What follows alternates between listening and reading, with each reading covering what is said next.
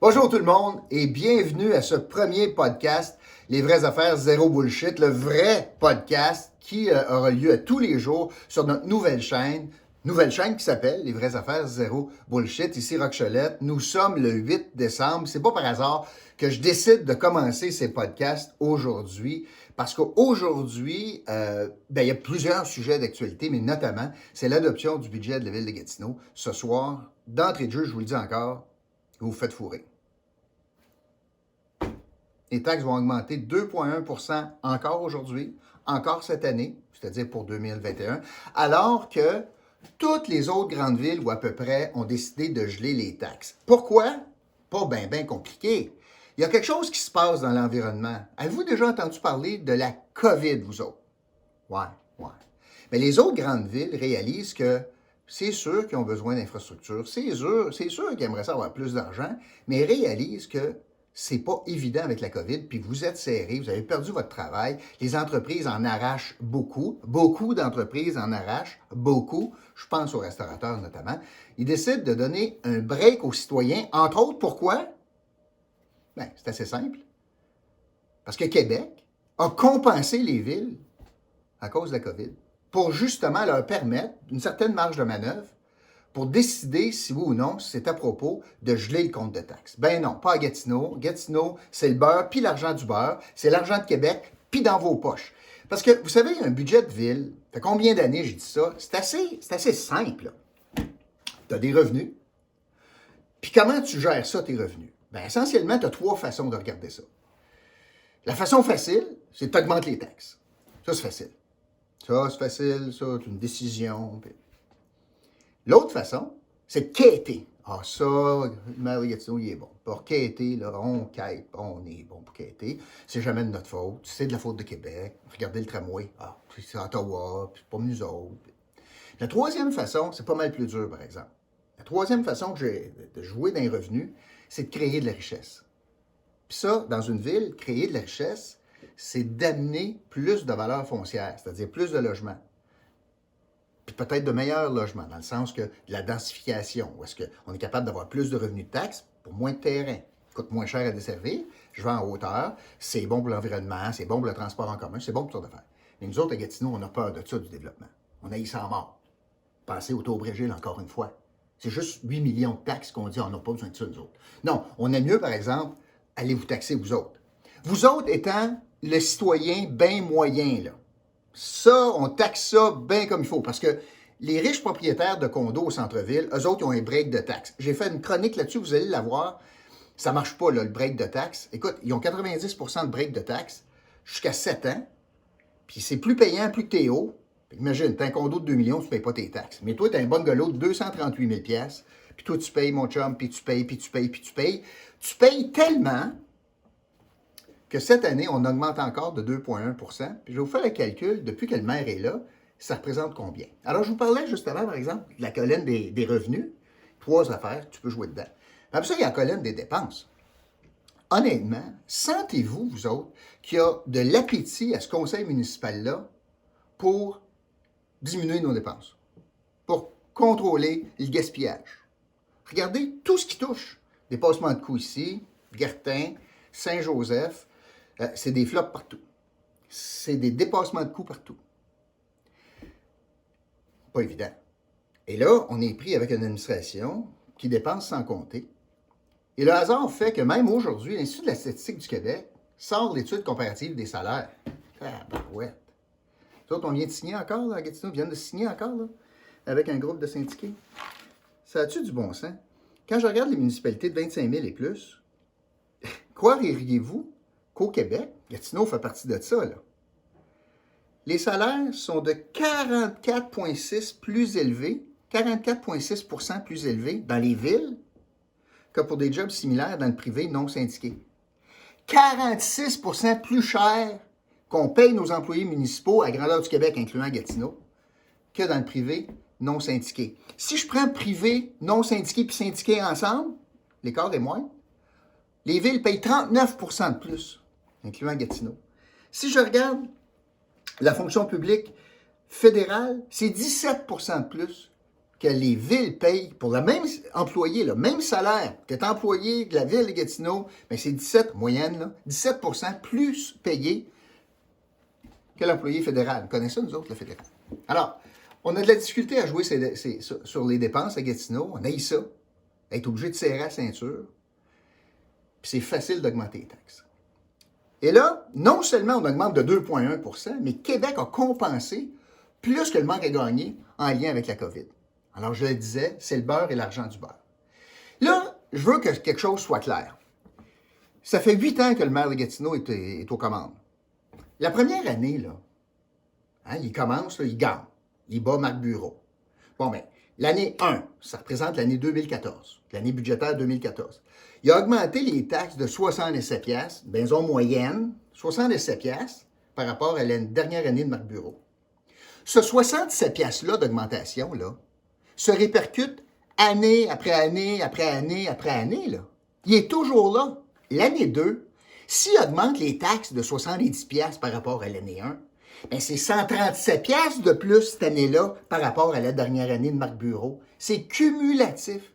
Savez-vous combien vos taxes ont augmenté sous Maxime Penneau-Jobin pour une maison moyenne pendant 8 ans, dernier budget qu'il présente avant les élections? Savez-vous combien ça vous coûte de plus pour une maison de 238 000? 540 piastres de plus.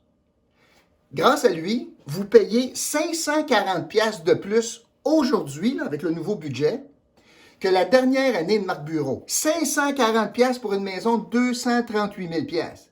Votre maison en vaut près de 400, bien c'est 1000 piastres de plus que vous payez. Question. Avez-vous pour 1000 piastres de plus de services? Ben non. Et l'inverse. On coupe d'un déchet, coupe d'un encombrant, on coupe dans toutes sortes d'affaires. Mais on dépense ailleurs. On dépense dans la mosaïculture, puis on dépense dans les salaires. Alors, 540 piastres de plus pour une maison moyenne avec le dernier budget qui sera adopté ce soir par les élus à Gatineau. Vous savez, je vous parle de la maison moyenne. Je veux faire une parenthèse. Ce que je dis là, c'est vrai dans la mesure où, parce qu'il y a un nouveau rôle d'évaluation qui est déposé, c'est vrai dans la mesure où votre maison augmente dans la moyenne de l'augmentation. Je ne veux pas être trop technique, là, mais les valeurs ont augmenté là, de 6 % à peu près, OK, dans le résidentiel. Si votre maison augmente de 6 % vous allez avoir 2,1 d'augmentation cette année, avec toutes les autres augmentations des années passées qui se répercutent encore. Vous n'allez pas avoir d'impact. Si vous êtes dans la moyenne d'augmentation à 6 %, un petit peu moins que 2 % par année. Donc 2 % sur 3 ans. Si vous êtes à 8 % d'augmentation de valeur de votre maison, concrètement, là, pour la prochaine année, bien, vu que la moyenne d'augmentation, c'est 6, vous êtes à 8, bien, vous allez payer 2 % de plus ici, plus 2,1 % du maire actuel, fait que vous allez payer 4,1 % d'augmentation de taxes l'année prochaine, etc., etc. Alors, quand on dit que le rôle d'évaluation n'a pas d'effet sur votre compte de taxes, c'est vrai que si votre valeur est exactement dans la moyenne, si votre valeur est plus haute, vous allez payer plus cher que 2,1 % d'augmentation. Si votre valeur est plus basse, vous allez payer moins cher que 2,1 % d'augmentation. Alors, je voulais vous le dire ça. Il y a une autre affaire qui m'achale. J'aimerais ça vous poser la question. Vous autres, là, en passant, les locataires, je sais pas que vous m'écoutez parce que vous payez des taxes municipales. Hein? Dans votre loyer, là, votre propriétaire ne fait pas de cadeau. Il n'en fait pas de cadeau. Vos taxes municipales, vous les payez dans votre loyer. J'ai une question. Les taxes municipales augmentent de 2,1 %. Parmi tous ces revenus-là, on prend pas mal d'argent, plusieurs millions de dollars pour verser à la STO. Savez-vous combien ça augmente, la STO, le coût du transit? L'utilisateur, lui, il augmente de 1 %. Attends une minute. Moi, je ne prends pas l'autobus. Je n'ai pas besoin de prendre l'autobus. Mais moi, pour payer ça, il augmente mes taxes de 2,1 % sur un gros chiffre. Mais l'utilisateur du transport en commun, lui, qui bénéficie directement du service, lui, on le protège, puis il augmente que de 1 % sur son billet de transport. Passe mensuel. Pourquoi? Pourquoi moi je paye 2 fois plus que l'utilisateur? ce qui est bon pour Pitou, là, si on est capable de payer 2,1 % de plus sur une grosse valeur, hein, le bâtiment, c'est une grosse valeur, on augmente le taux de taxe de 2,1 %. Pourquoi moi je paierais 2 fois plus que l'augmentation de l'utilisateur du transport en commun que je subventionne à mort? Question. Alors, ça, c'est pour la question du budget. Encore une fois, on va avoir un budget qui nous taxe trop par rapport à normalement, puis par rapport encore plus, c'est encore plus vrai par rapport à la situation de la COVID. Il faut vivre sur une autre planète, de ne pas réaliser que les citoyens cette année, là, pour le prochain exercice, là, en 2021, méritaient un break. Et je pense particulièrement aux commerçants.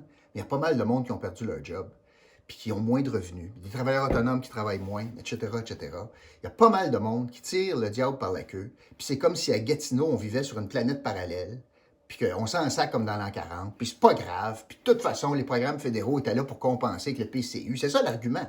Alors qu'on oublie de dire que Gatineau a été largement compensé pour justement permettre aux villes de donner un break, comme toutes à peu près les grandes villes ont fait au Québec. Encore une fois, c'est qui le dindon de la face? Ben, ce sont vous, les citoyens qui payez des taxes à Gatineau. Je veux vous parler, l'autre sujet, évidemment, la COVID. C'est un sujet que tout le monde jase à tous les jours. Puis je ne veux pas vous achaler longtemps avec ça, mais je veux vous dire qu'il y a une bonne nouvelle. Puis je vais essayer de vous parler d'une bonne nouvelle à chaque jour en passant, parce que tout va pas mal, c'est pas vrai. On est dans une région extraordinaire.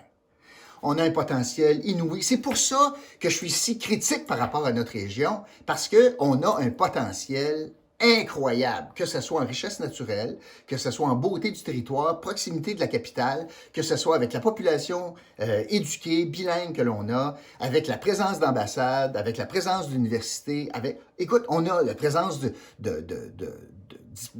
lieux de divertissement puis de diffusion des arts. On a une équipe de la Ligue nationale, on a des clubs juniors au hockey, on a toutes sortes de choses. Je veux dire, on en a pour tout le monde. On a tellement de potentiel. Moi, je suis tanné de sentir qu'on fait juste se regarder le nombril, puis broyer, puis quêter, puis tout va pas mal, c'est pas vrai. Il y a des choses à améliorer, des affaires qu'on devrait regarder en ligne, mettre les yeux dans les trous, là, mais tout va pas mal. COVID. La bonne nouvelle, les vaccins. M. Trudeau, M. Legault ont annoncé donc la présence de vaccins avant Noël. On va commencer à vacciner les gens. Ça, c'est une bonne nouvelle. C'est une très bonne nouvelle. Évidemment, une couple d'affaires. Le nombre. Quand tu regardes ça, le nombre de vaccins, j'ai des petits doutes sur la question de la capacité de sécuriser tout ça. Parce que les nombres de vaccins, on va avoir au 4 janvier 60 000 personnes de vaccinées. 60 000 personnes de vaccinées au 4 janvier. Ça, les doses vont arriver. N'oubliez pas, deux doses pour que ça soit efficace. Alors, moi, je pense qu'il y a vraiment quelques enjeux ici, là. Premièrement, la question des doses, répartir à travers le Canada, c'est très certainement un enjeu. Mais les autres enjeux, c'est d'être capable de s'assurer que tout le monde n'oublie pas de prendre sa deuxième dose, les chanceux qui vont avoir eu leur première, pour que ça soit efficace. L'autre chose, et je pense que ça va être le plus important, c'est qu'une fois qu'on va avoir vacciné de plus en plus de gens, comment, tout au long du processus, comment Québec va être capable de convaincre la population de maintenir les mesures sanitaires en place? Comment on va être capable de convaincre? Déjà, ils ont de la misère à mort parce que la population décroche. À cause de quoi? D'incohérence, j'y arrive. Mais une fois qu'on va commencer à vacciner tout le monde, on va vraiment dire au monde, porte ton masque, non, reçois pas ta mère à souper, fais pas ci, fais pas ça. On va vraiment faire ça? Puis les gens vont embarquer là. Moi, je pense que c'est un grand défi, bien sûr. Une fois qu'on va avoir commencé à vacciner, l'adhésion de la population dans oui, c'est correct, mais il faut maintenir des mesures sanitaires, on s'est déjà fait annoncer ça également. Puis finalement, grande inconnue que j'ai, moi, si les entreprises commencent à réouvrir tranquillement, ou en tout cas ramener des gens au bureau, puis etc., est-ce qu'un employeur va pouvoir demander à son employé, est-ce que tu t'es fait vacciner? On sait que le vaccin ne sera pas obligatoire. là, on rentre dans des débats juridiques que je ne veux pas faire, je ne suis pas avocat, mais est-ce qu'un employeur peut le demander? Est-ce qu'un employeur, si l'employé refuse de répondre, peut dire « reste chez vous », est-ce que l'employé peut refuser de répondre? On n'est pas sorti, là. Est-ce qu'une éducatrice en garderie pourrait dire à son employeur « pas de tes affaires si je me suis fait vacciner ». Elle vient-tu travailler? Infirmière? Quelqu'un qui ne croit pas à ça au vaccin? En tout cas, c'est beaucoup, beaucoup de questions. Puis sur celle-là, c'est un gros enjeu. L'incohérence. Ce que j'entends, ce que vous dites, ce qu'on entend partout, c'est qu'il y a beaucoup d'incohérences présentement dans la question de la COVID, encore davantage en Ottawa. Et commençons de façon plus générale. Comment est-ce qu'on peut imaginer pas recevoir notre mère à souper, à Noël, mais que dans la journée, le 24 décembre, on était à 600 chez Costco? C'est aussi simple que ça, là, ce qu'on a comme raisonnement. Comment est-ce que le gouvernement peut tolérer ça? C'est 500, 400, 300 chez Costco en ligne. Je prends Costco, n'importe qui, là, n'importe quel commerçant. Mais que le soir, tu ne peux pas recevoir ta mère. Ta mère qui est allée chez Costco le matin, qui s'est exposée le 24 pour acheter un petit cadeau. Mais le soir, elle ne peut pas aller souper chez son fils, chez sa fille. C'est les gens, là, ils ne comprennent pas ça. Puis je comprends, moi, qu'ils ne comprennent pas ça. Parce qu'il n'y a peut-être pas de réponse à ça. Peut-être que c'est un choix très politique. Soit dit en passant, on a eu la confirmation de M. Legault. Et moi, je ne suis pas étonné, mais je suis content qu'il l'ait dit de même. Tu sais, l'histoire de Noël, là, il a dit, assez directement, c'est un choix politique qu'on fait. C'est pas un choix de santé publique. Attends une minute, là. Première vague, rappelez-vous, j'entendais les élus dire, notamment le maire de Gatineau, mais aussi les élus à Québec, Mathieu Lacombe notamment, on ferme les ponts. Ah, pas nous autres, là. Non. C'est la santé publique. La santé publique ferme les ponts, fermait les ponts ou a fermé les ponts. Puis la santé publique n'a pas un mot à dire pour Noël. Pourquoi ça ne marche pas, là? Moi, je ne crois pas ça. La santé publique donne un conseil. Puis d'ailleurs, il est sous-ministre. M. Arruda, le Dr Arruda est sous-ministre. Il répond du ministre. Il est assis à côté du premier ministre en point de presse. Ça serait assez bizarre qu'il le contredise. Honnêtement, là, il n'est pas cave à temps plein. Là. Ça n'arrivera pas. Donc, c'est des décisions politiques. Et moi, je sens une grogne sur l'adhésion. Je pense que c'est très majeur comme crise sanitaire. Je pense qu'on a besoin des mesures contraignantes. Je pense que la capacité du réseau de la santé est un facteur majeur dans la décision de classer les zones. Et ça n'a pas nécessairement d'affaire avec l'argent dans le réseau, mais des ressources humaines disponibles. Regardez tous les articles. Partout au Québec, ce qu'on dénonce présentement, c'est le manque de personnel pour soigner le monde. Pas le manque de lits, pas le manque de budget. Personne qui n'est pas soigné parce qu'il n'y a pas de cash, c'est qu'il manque de personnel. C'est ça qui est vrai aussi en Outaouais. Au lieu de faire de la politique sur la spécificité de l'Outaouais, puis que c'est épouvantable qu'on soit dans la zone rouge, là, ça c'est irresponsable. Peut-être qu'on a moins de cas parce qu'on est dans la zone rouge. Hein? Peut-être. En parlant, et je veux finir sur ce sujet-là, il y a quelque chose que je ne comprends pas, parlant de zone rouge. On est dans zone rouge, nos restos sont fermés, nos gyms sont fermés, mais nos frontières sont ouvertes. À Ottawa, ça va pas mieux, là. Ça va pas mieux à Ottawa, en termes de nombre, puis d'essais, puis hospitalisation, puis tout. Comment? Les restos, le gouvernement de l'Ontario a décidé de garder Ottawa ouvert. Je veux savoir, moi, je veux comprendre, qu'est-ce qui justifie aujourd'hui de ne pas fermer les ponts qui était justifié il y a quelques mois au printemps? Qu'est-ce qui est différent aujourd'hui? S'il y a quelque chose, c'est l'inverse. C'est pire aujourd'hui. S'il y a quelque chose aujourd'hui, c'est que là, il y a un exode commercial vers Ottawa, des gens qui s'en vont manger au resto. Ça, c'est vrai aujourd'hui. Si c'était bon de fermer les ponts quand c'était moins pire, puis c'était localisé dans les CHSLD, puis on disait aux Ontariens, viens même pas à ton chalet. Puis, oh mon Dieu, non, traverse pas le pont. Si c'était bon, ça, au printemps, j'aimerais ça comprendre pourquoi c'est pas bon maintenant. Comment ça se fait que c'est pas bon maintenant? J'aimerais ça comprendre ça, puis personne ne répond à ça. Si c'était la santé publique qui avait pris la décision, qu'est-ce que la santé publique aujourd'hui devrait dire pour justifier qu'on garde les frontières ouvertes? Je suis pas en train de dire que je pense qu'on devrait fermer, mais je suis en train de parler de l'incohérence. Puis c'est là que le monde adhère plus. L'incohérence entre ce qui s'est fait notamment, alors qu'il n'y a pas d'éclosion communautaire, qu'il n'y avait pas d'éclosion communautaire au printemps, puis il y en a maintenant. S'il y a une situation pire, c'est bien maintenant, et pourtant on garde les frontières ouvertes. J'aimerais ça qu'on explique ça. C'est quoi la différence majeure pour justifier les frontières maintenues ouvertes? Rapidement, sur deux sujets, encore un autre bon sujet, un autre sujet de bonne nouvelle. Je veux juste vous dire que on apprenait que l'ancien numéro 1 de la Caisse de dépôt, Michael Sabia, a été nommé sous-ministre aux Finances à Ottawa. Excellente nouvelle. C'est un homme extrêmement compétent, puis Dieu sait qu'on va avoir des défis majeurs au fédéral en termes budgétaires. Rappelons-nous, là, on faisait des déficits quand tout était rose. M. Trudeau, lui, voulait dépenser à outrance quand tout allait bien. Là, c'est même plus imaginable le manque à gagner puis le déficit. On va avoir besoin de tout un plan de relance, puis un bon gars pour gérer ça, c'est très certainement Michael Sabia. Bonne décision de M. Trudeau et de son équipe.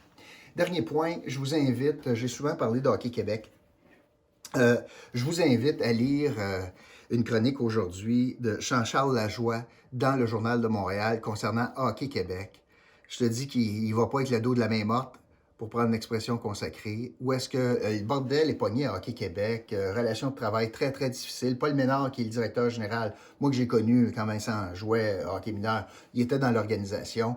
Ça a l'air d'être une organisation absolument sclérosée. D'ailleurs, dans toute l'organisation, le dernier mot qu'on utilise, c'est « enfant ». C'est la dernière priorité, c'est le mot enfant, puis joueur, puis développement. Non, c'est le nivellement par la base. C'est le plus d'argent possible. C'est amuse-toi, puis next. Ben, on ne fait pas de développement. Nous autres, on développe plus d'arbitres que de joueurs de hockey à Hockey Québec. Le diable est pogné dans la cabane. Jean-Charles Lajoie demande même à la ministre Isabelle Charette de donner un grand coup de balai. Il y a beaucoup d'articles là-dessus aujourd'hui. Je vous invite à lire. Vous allez voir que je ne suis pas le seul à dénoncer comment ça se passe à Hockey Québec. Voilà, c'est ma chronique pour aujourd'hui. C'était le fun. Je suis tarouillé un peu, puis là, je reviens. Je vais faire ça à tous les jours. Aujourd'hui, c'était peut-être un peu plus long parce que c'est ma première.